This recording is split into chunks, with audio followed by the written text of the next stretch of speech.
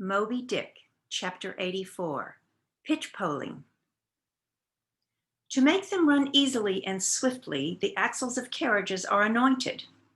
And for much the same purpose, some whalers perform an analogous operation upon their boat. They grease the bottom.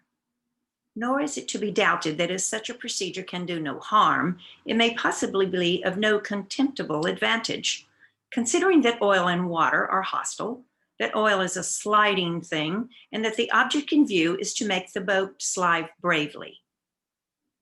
Queequeg believed strongly in anointing his boat, and one morning, not long after the German ship Jungfrau disappeared, took more than customary pains in that occupation. Crawling under its bottom where it hung over the side, and rubbing in the unctuousness as though diligently seeking to ensure a crop of hair from the craft's bald keel. He seemed to be working in obedience to some particular presentiment, nor did it remain unwarranted by the event. Towards noon, whales were raised, but so soon as the ship sailed down to them, they turned and fled with swift precipitancy, a disordered flight, as of Cleopatra's barges from Actium. Nevertheless, the boats pursued, and Stubbs was foremost.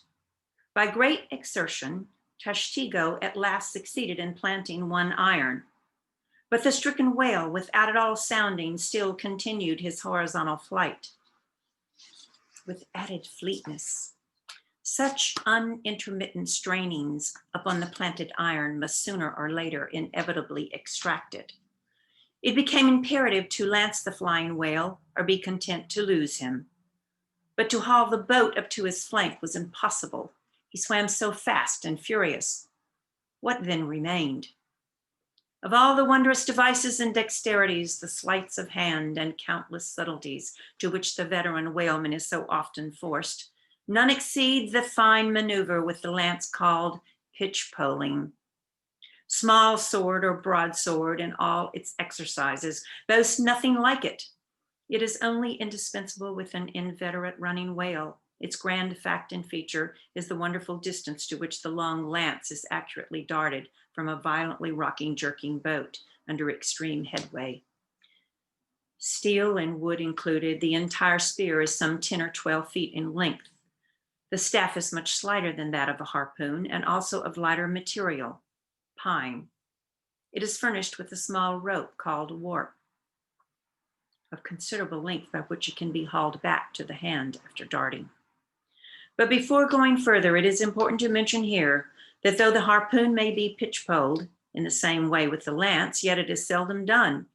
And when done, it is still less frequently successful on account of the greater weight and inferior length of the harpoon as compared with the lance, which in effect becomes serious drawbacks.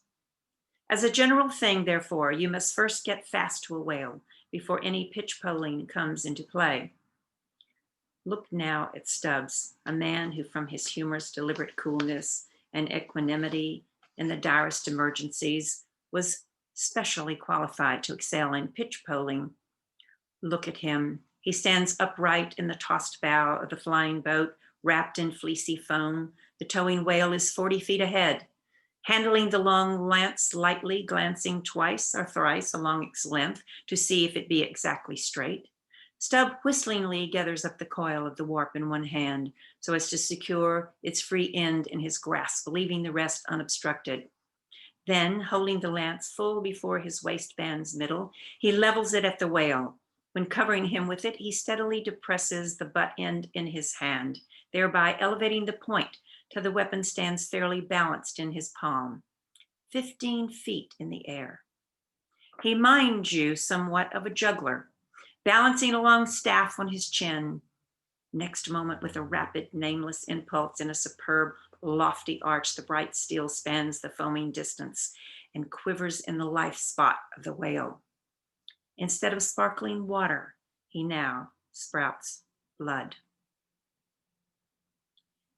That drove the spigot out of him, cried Stubb. It's 'tis July's immortal 4th. All fountains must run wine today. Would now it were old Orleans whiskey or old Ohio or unspeakable old Monongahela.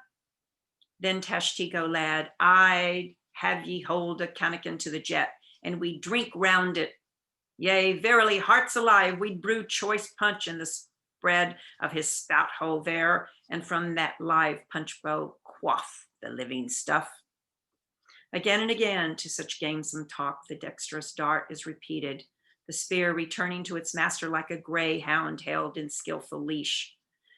The agonized whale goes into his flurry, the tow line is slackened, and the pitchpoler, dropping astern, folds his hands and mutely watches the monster die.